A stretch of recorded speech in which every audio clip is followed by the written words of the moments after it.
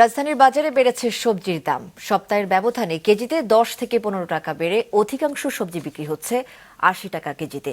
মুরগির দামও বাড়তি, তবে স্থিতিশীল রয়েছে চাল, ডিম ও মাছের দাম।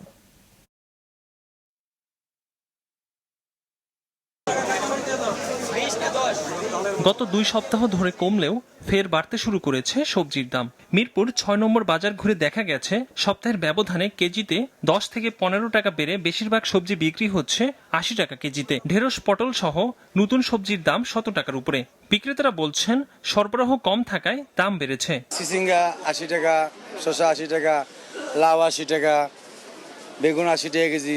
সাপ্লাই নেই, সাপ্লাই থাকলে তার দাম আগের মতো ওই যে 40 টাকা কেজি, 30 টাকাই থাকতো। রসুন বাইরের দাম একটু বেশি, সামান্য বেশি, ঠিক আছে। দেশিগুলোর দাম একেবারে সস্তা, 80 টাকা কেজি আমরা বিক্রি করতে পারি। চড়া দাম, মার্কেটে অনেক পরিস্থিতি খুব খারাপ, দেশে এই বাজারের পরিস্থিতি খারাপ।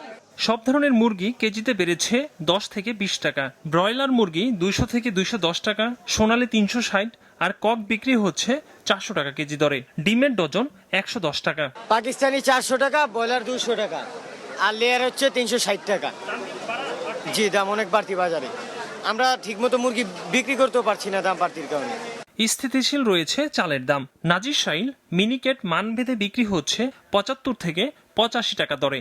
মোটা চাল গুটি স্বর্ণার দাম 50 টাকা কেজি। চালের বাজার আগের দামে আছে, যেটা 12 মিনিকেট ওটা 85 টাকা খুচরা, আর 80 টাকাও আছে, 75 টাকাও আছে। আর বিয়ার 28 হচ্ছে 60 টাকা, 65 টাকা, আর পায়জাম হয়েছে 55 টাকা, 60 টাকা, গুটি চাল হয়েছে 50। আগের দামেই পাওয়া যাচ্ছে মাছ।